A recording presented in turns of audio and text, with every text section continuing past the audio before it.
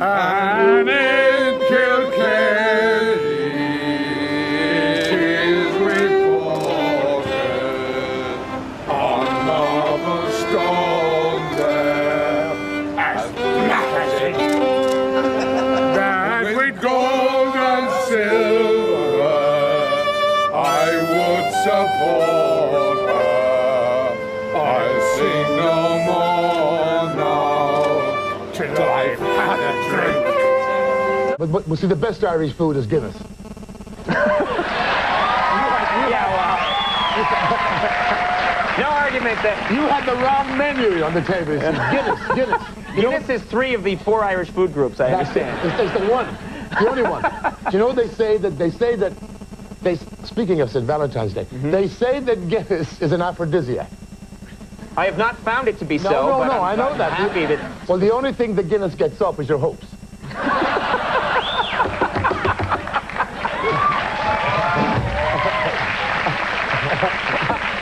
You know, I wanted to ask you because you do have, you know, I alluded to it before, but you have a reputation, as do many of the great actors of your generation, of drinking some while you work, or as you work, especially in the theater world. And I was curious, is that really true? Is there, you know... Wouldn't it be terrible for me to lie on your show and say it's not true? Yeah, I remember, I tell you a great story. Can I tell you a story? Well, that's sort of what these shows are all about. Oh, I see. This dovetails nicely for us. Yeah, go ahead. Well, why a story? All right. There was the 2 guys who there were 3 of us legends for drinking, okay, and for having a rough, kind of a wild Rabelaisian life. One was Richard Burton, of course, Peter O'Toole, the great O'Toole, and Harris. And O'Toole and I did a play together down in Bristol Old Vic, which is a very famous theatre in England. And during the play, there's about 15 to 20 minutes when actually we're not on stage. So every single night we'd come off stage together, dash across the street, duck the taxis into the bar. And we'd be throwing back beers and beers, watching the time, making sure we got back on time for our cue, right? Well, one night we got so engrossed in telling stories that we forgot that we were on stage. And the next minute, the door burst open, and the stage manager came rushing on and said, "Harris, O'Toole, for God's sake, you're on! You're on! There's a full house waiting for you. The play has stopped dead. Come on!" We dropped our drink quickly down our throat, rushed across the street. Must have been wasted. No. So we dashed across the street. We were ducking taxis, ducking this and that. I dashed in. I had to make my entrance just before him. As I hit the stage door over the tannoy, I heard my cue. I thought I'll never make it. Dashed up the stairs, dashed across. Pause on stage. Harris is not on. O'Toole is not on.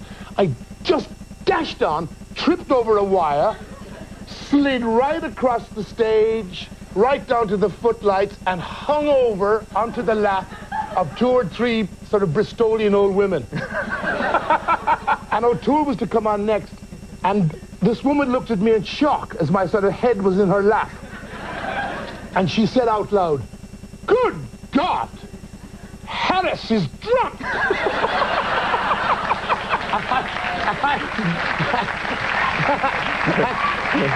And I looked at her and I said, "Madam, if you think I'm drunk, wait till O'Toole makes his entrance."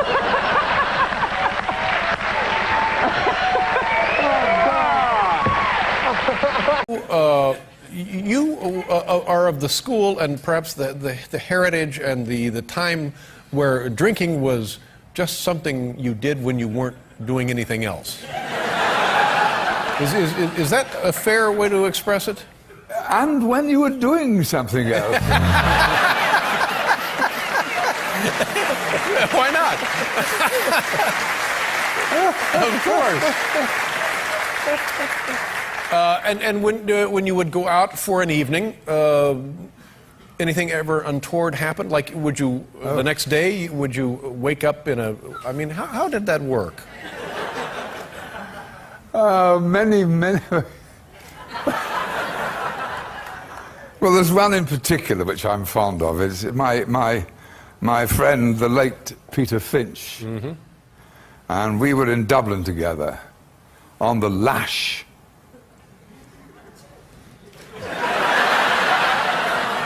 And lash?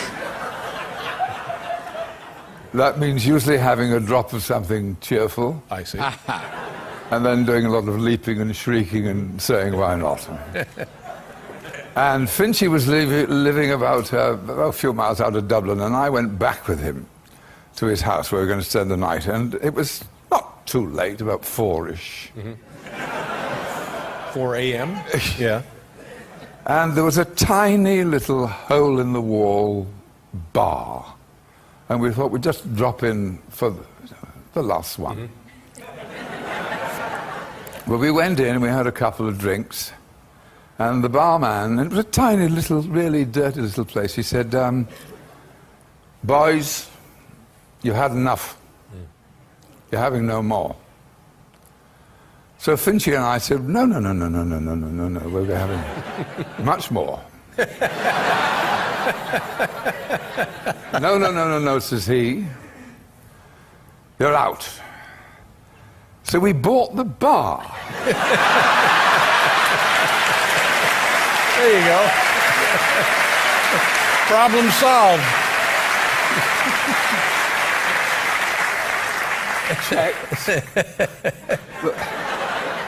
The following morning, I woke up and Finchy said, do you know what we did last night, mate? I said, no. He said, we bought a bar. I said, what? So immediately on the telephone to cancel checks. But they're not being cashed. Oh. So we went to the bar, and there was a man with the 2 checks. And he said, now you 2 boys have got to behave yourselves. And we fell for him. I mean, he was such a sweet guy. And he hadn't bothered cashing. He gave us the checks back, and we tore them up. About a year later, we used to pop in there every night on the way back to Finchy's place. About a year later...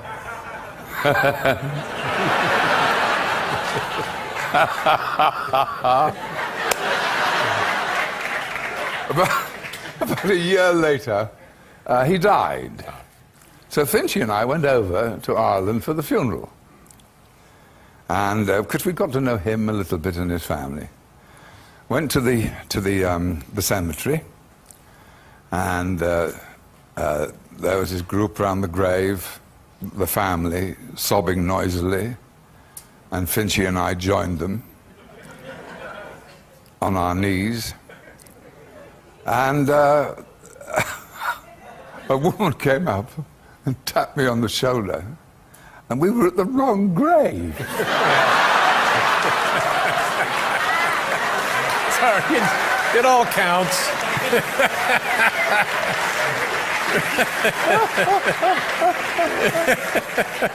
Oh, my.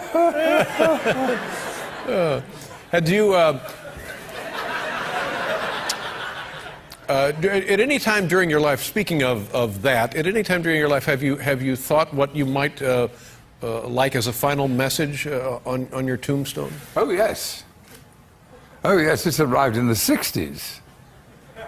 I had an old leather jacket of which I was inordinately fond, and it was covered in Guinness and blood and, you know, the usual. Yes, sir.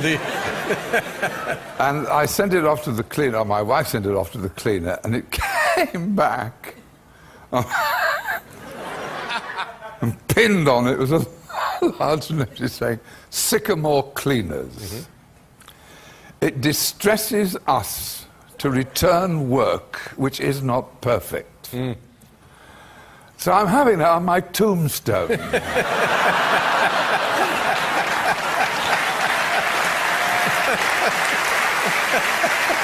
Oh, my.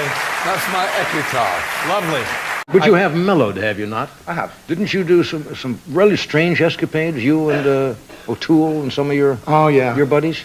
There was once upon a time when Peter O'Toole and my 75% of our body weight was vodka and tonic. And what did you do? And I've stopped drinking now, and it's great to wake up in the morning and not come to. Yes. You know what I mean? Did you do something really outrageous? Well, I remember Peter and I were great friends when we were beginning as actors, and I remember one great story. Shall I tell it? Sure. Great story. O'Toole and I was I'm asked to do a play in the West End called Ball, written by Bertolt Brecht, and I thought I was all wrong for it. that I shouldn't play it, because the part is kind of about a small little elephantic guy. I thought I was quite handsome, you know what I mean? Yeah. And so I was amazed when I said no to it, O'Toole decided to do it.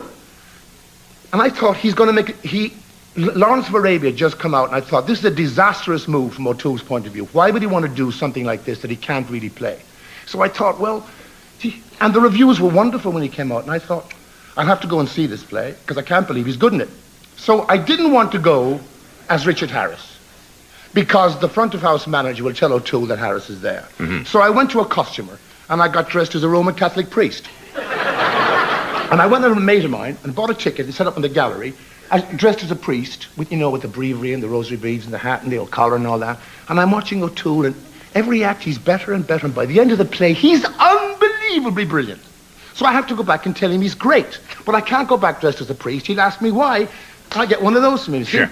So I said to my friend, swap clothes, give me your suit, and you take the priest outfit, and we'll swap. Well, the next day, in one of the newspapers, the Daily Express said there was commotion during the matinee of Peter O'Toole's ball, where a Roman Catholic priest was seen to undress in the gallery. Right? So I went back and I saw O'Toole with this guy's clothes on, and he never said a word. He obviously found out. He never said a word. 7 years later, I have a hit record, thanks to you, MacArthur Park, which I did here for the first time. That's went from number 21 to number 1. And I decided to go out on a one-man concert tour. And I go up to the north of England where no one can see me break it in, okay? Taking it on the road. On the road, way up in Scunthorpe. Now, even Scunthorpians don't know where Scunthorpe is. So I went up and I'm doing this show, breaking my show in, coming into the West End. And I'm singing a song, and I hear commotion out in the back of the hall. So I stopped the orchestra. I said, what's going on out there? And a voice said, I'm Peter O'Toole. I'm here dressed as a nun. He did. 7 years later. He waited. He waited 7 years. Oh, that's a marvelous story. Yeah, 7 years.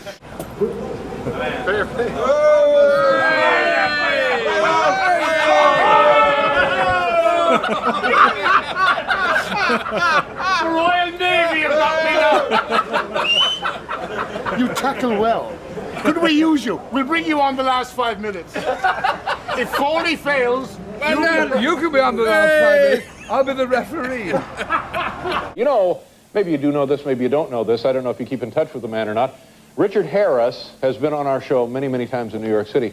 He's always delightful, always charming, always has great stories. And sometimes he has stories about you. And I was wondering if tonight, maybe, you happen to have a story about Richard Harris. Oh, I'll shuffle through my memories. Clean? Whatever you want. This is British TV. Go nuts.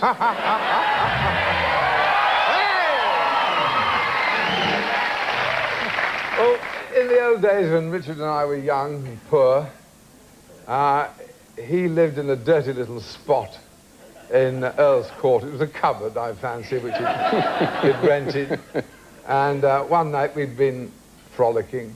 Now, what does that mean? Let me stop you right there. When you say frolicking, what are we talking about? Well, it's a kind of joicing word, really. An F and a ollock and a... Well, yeah.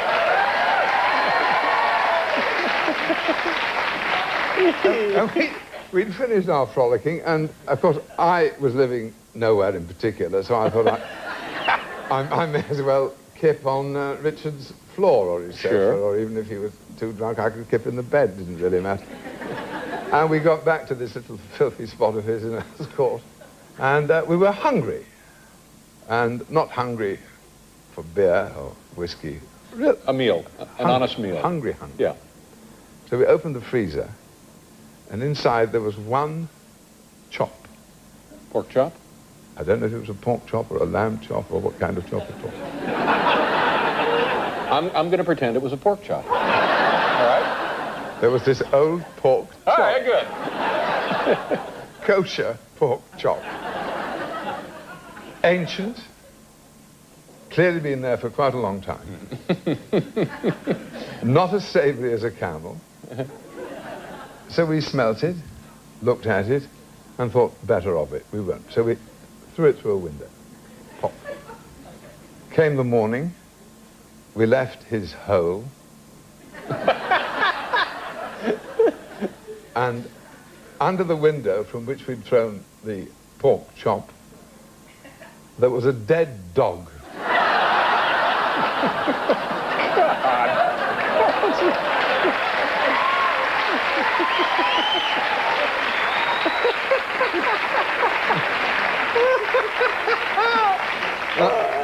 My dear friend Richard Harris tells the same story, but in his version, it's a cat. Whole different deal. Which will show you what condition Richard was in. Oh, I thought it might have been a cat, yeah. Well, either way, it's a lovely story. I love it, I love it, I love it. That was, you know, it's funny because you mentioned Peter O'Toole, but you know, in the last couple of years, it's become more, I think, more chic, probably in the last 10, 15 years, and correct me if I'm wrong, more chic, actually, probably, to be Irish. Oh. There was a time, probably when you were starting out, I'm thinking in the 50s, when being an Irish actor trying to make a living in England was very difficult. It was very rough. It was very, I think I was the first Irish-born actor to play leading roles and to get Academy Award nominations, and that was the very, very first. And when I got to England first, though, it really was tough. You were cast as a policeman, or as a navvy on the street, or you know, a labourer. You couldn't get it. You could not get a decent job. And I remember a story that I was doing in my first year out of school, drama school. I was playing in Macbeth, and I was playing a small part in Macbeth of the doctor. This snobby, sophisticated, racist English actor was playing Macbeth. And he had to have a whipping boy, and it was Harris because he was Irish. Oh, God's sake, Harris, can't you learn to speak the English language correctly? Don't you know you don't pronounce it like that? Oh, for God's sake, can't you stand at the right mark? Oh, God, I thought I hated this man. I said, I swear to I'll get you one day. So, now, you must remember I'm playing the doctor. Came the opening night, packed house, Harris is playing the doctor, and the most important scene in Macbeth is when Lady Macbeth commits suicide. And I, as the doctor, have to come on stage for my tiny little part, my only little entrance, and I have to say, and Macbeth turns and he says, "How goes the Queen?" And I have to say, "The Queen, my lord, is dead." And then he stops and he says, "She should have died hereafter." Now it leads into the greatest soliloquy from Macbeth, which is, tomorrow, tomorrow, and tomorrow creeps with our petty pace from day to day to the last syllable of recorded time. That's his cue. I give him the cue. I thought, I'll get him. I hate him. Harris. The Queen dies. Harris comes on stage. The actor says, "How goes the Queen?" And I said, "She's fine." She's great. She's great. She's terrific. She'll be right down now in a second in a night dress. She is terrific, I said. And I stand up, I said, "She's terrific, she's grand," and I know I'm fired. "She's great, and she'll be right down now any minute, and you'll get on great together." And I got off the stage quick, and the last thing you heard me say, going out the stage door, was, "Taxi!" You knew I was fired. Fired. You didn't call back after that point. Oh my God! All right. How much time do we have here, Jeff? Oh, great. Because I do not want this to stop. I'll come back. Will you come back sometime? Sure. Please do come back. Sure. I'm curious. I did want to mention.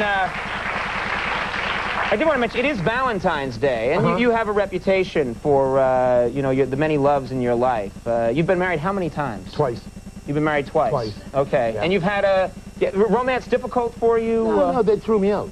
I mean, I have to. I must tell you, I am the closest friends of my two ex-wives. They were totally justified throwing me out. I mean, I was impossible.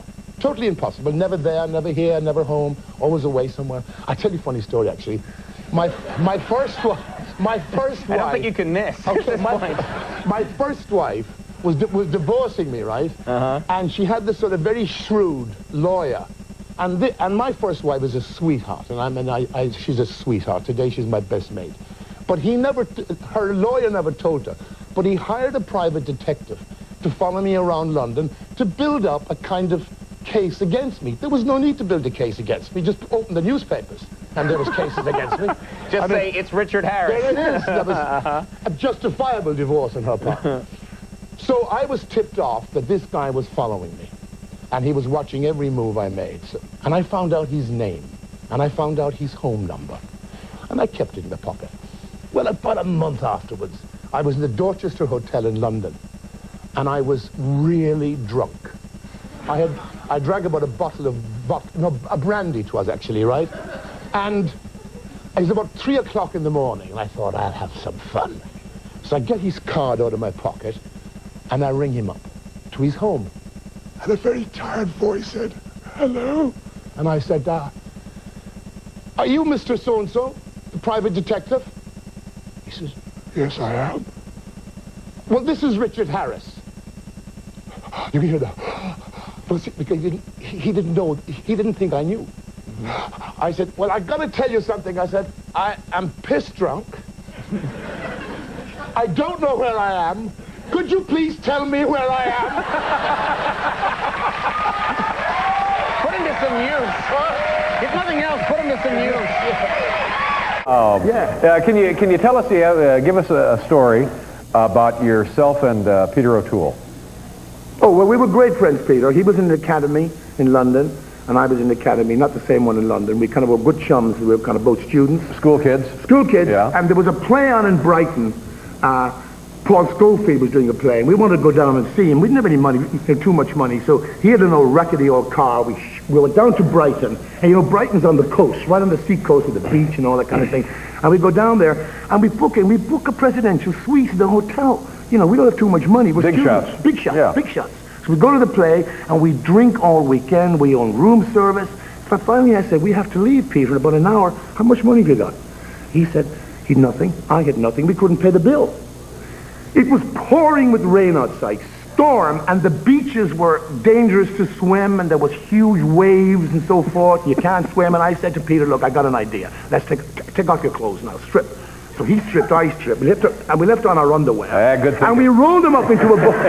We rolled them up into a ball, and I threw them out the window into a little side street where our window was facing out, the side street, out the bathroom window. It landed. I said, come on, let's pretend we're going for a swim. Yeah. Because we couldn't get out without paying the bill. So we put towels around us, and we walked out the lobby. Hello. And they said, and this woman there, the manager said, where are you going? So we're going for a swim. She said, swim? A swim? It's dangerous. The waves are 10 feet tall out there. There's a current. You can't do that. And I said, yes, we're going for a swim. We're going for a swim. We're Irish. We're tough. We know how to deal with these things. Out we go. As soon as we're out the door, we snuck up the little side lane, got our clothes into the car, got his car off. Didn't pay the bill. Cool. Terrible cool. But the end of the story was this. O'Toole now, years later, did Lawrence of Arabia. He became a big star. I did Camelot or something, became a big star. And I go down to Brighton 10 years later to do a concert. And I unfortunately forgot about the story of the stealing the hotel, not paying the bill. And I go in, and I recognize the lobby. Oh my God. And I'm signing my name, and it's the same woman behind the desk. I signed in, and I got, and I covered, and I was walking towards the lift. She said, oh, Mr. Harris. So I said, yes. She said, we thought you and Mr. O'Toole drowned.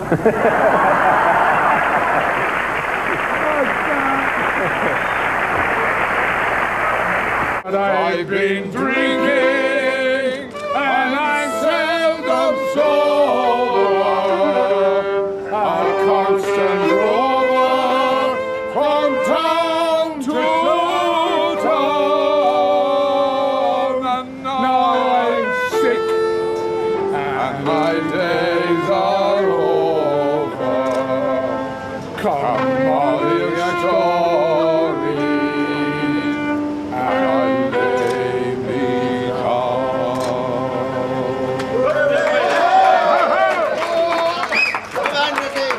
Would it take it straight up? We're going to kick off with that.